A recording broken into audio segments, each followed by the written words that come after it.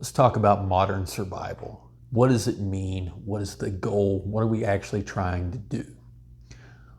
Welcome back, everybody. Matt with BAAM Ranch. Good to have you here. This is my new recording area at the new homestead. Y'all got to help me figure out something to make this not look like total crap because it looks terrible right now. But anyway, like I said, modern survival.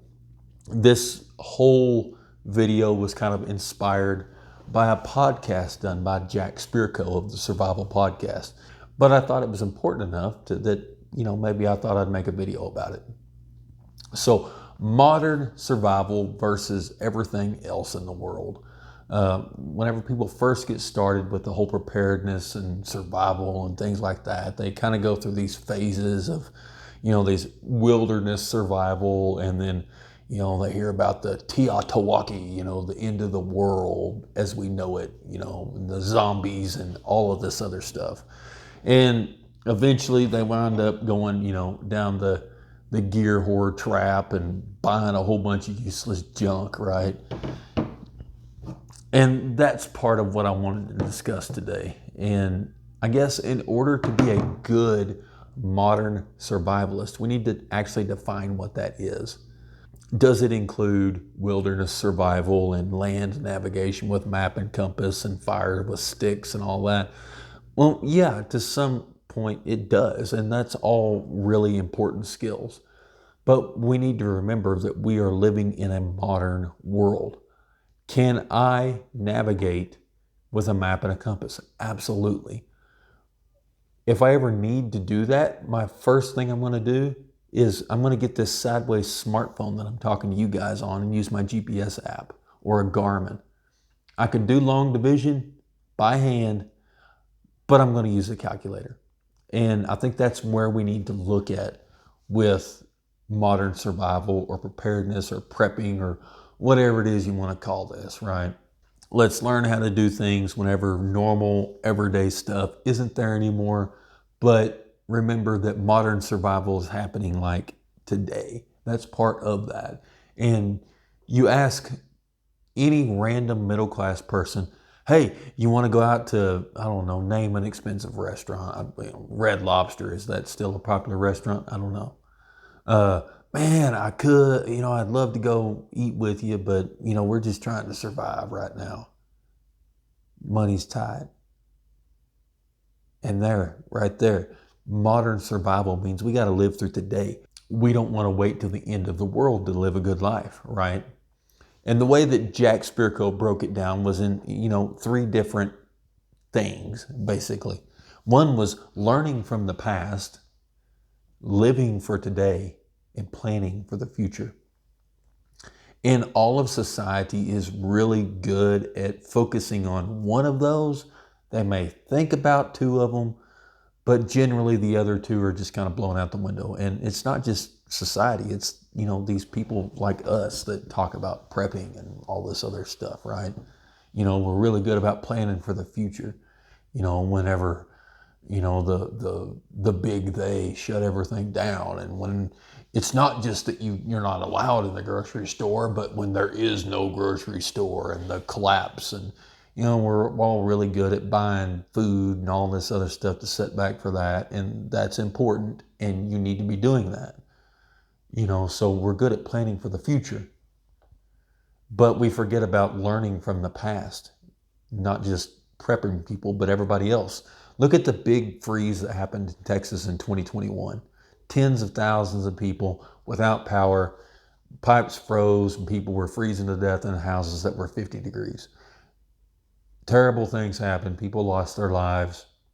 I'm not downplaying the severity of what happened, but it's a real thing. How many people learned from that, right?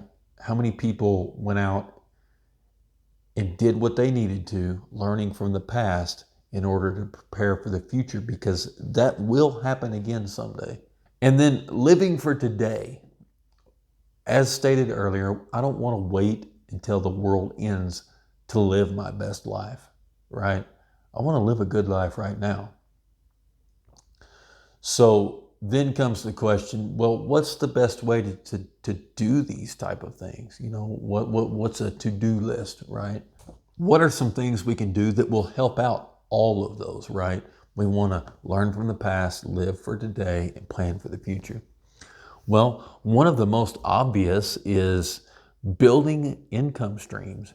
You need to be building another stream of income. Did I say take overtime at your work? Well, okay, I guess that counts, but that's not really where I'm going. Did I say a second job? Well, that's better than just signing up for overtime. But building an income stream, something that you are in control of. This doesn't mean you have to do it full time. You know, whenever a house is on fire and one fire truck shows up and they can't get the fire out, what do? Do they turn up the pump, put that pump on overdrive for overtime? No, they get another truck and they squirt another stream onto the fire to put it out. Well, that's what we want to do. And build a different income stream. Even if it's not something you do regularly, you need to develop the skills to be able to ramp that up if needed, right? So mowing yards would be an example. You know, I make like $50 a month off this YouTube channel. I don't make much money at all. It certainly doesn't pay for my time doing it, that's for sure. But, you know, that's another example. You know, I could go crazy and actually set this up and make it look professional and possibly build a small income stream off of that. And along with income streams, what is something that we all do that costs more money tomorrow than it does today and costs more today than it does yesterday? That's we got to eat. Most of us eat one time a day at least. Yeah, and well, almost all of us eat multiple times a day. I do. I eat every chance I get. So is there a food stream that you can build? Because that sort of counts like income, right? It's something it's a resource that's coming in to help get us through our lives. You know, backyard chickens and gardens and whatever. But I live in an apartment or I can't have all that stuff. Well, one, just don't tell anybody you're doing it. Or two, is there another thing you can do to maybe barter or trade for that stuff, right? You know, do you have some neighborhood people or friends or family or acquaintances that, you know, you can hang TVs and route the cable through the wall and hide it all.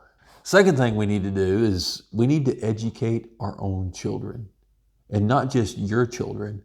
Whenever I say our children, I'm talking about all of the children and kids and teenagers and young adults that we interact with.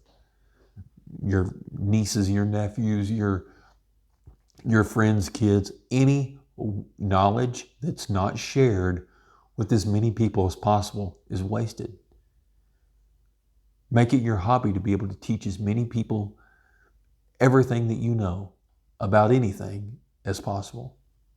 Does that have to do with, you know, does it have to be some survival or something like that related? No. But if you have knowledge, pass it on to everybody. And I mean, it would be wonderful if we could all homeschool our kids, but I get it, you know, not everybody's able to do that. And that's okay. It's preferable if you can. If you can, you absolutely should. But educate them in cooking. You know how many people just don't know how to make a grilled cheese sandwich? There's 25-year-old adults out there that don't know how to cook a meal. I cook. I think I'm all right. Some other people have said I'm all right. I teach my kids to cook. My son, Austin, who's actually sitting right over there playing with a knife. Crazy kid. He cooks. I can tell him, Austin, go cook us some supper. What do you want? I don't know. Figure it out. Bring me some food. And he'll figure it out, right? So teach your kids how to cook. Teach them about power tools and these tools and how to fix stuff.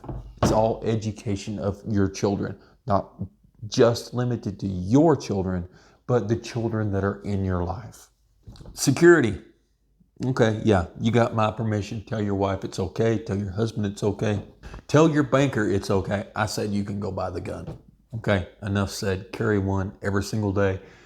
Neighborhood watch type stuff. You can put up with all the Karens in the world on, you know, Facebook neighborhood groups, which I hardly ever get on Facebook anymore. But if you can put up with them, you can actually get a lot of information about them, right? scanners, just keeping up with what's going on in the world around you. Head on a swivel in your home, your city, your car, where you go to work at. I don't care how much of a, Delta Navy SEAL Team 6 person you are. There's something you can do to improve the security for you and your family and those you love. Another thing that you can do, and this will be the last thing that I mention here because there could be 1,000, is you need to start conducting business or find a way to conduct business in ways that don't involve traditional or modern things that, like credit cards and, if possible, cash. Cash only is a wonderful way to go. It's better than nothing. But if you can kind of trade and barter your way through getting things done, that's preferable right there. You need to borrow your neighbor's tractor, or the neighbor needs to borrow your tractor, or however you want to do that. But that's okay because you're taking him a bunch of diesel. His tractor holds 7 gallons. You brought him 20. All right, that's one example. Think about he did me a favor, so I'm going to go do this for him type thing. See what you can do with that. See if you can trade some chicken eggs for, I don't know, some cupcakes or something. Figure it out. I mean, we're all adults here, right? You figured out how to find me on YouTube. You can figure out a way to deal in ways that don't involve cash. But anyway, I've already stretched this way too long. So like I said, you guys let me know what I need to do about this background because it doesn't look very good. And until next time, be safe. Oh, hey, and there's going to be a video posted up in one of these corners. You should watch it. Have a good one.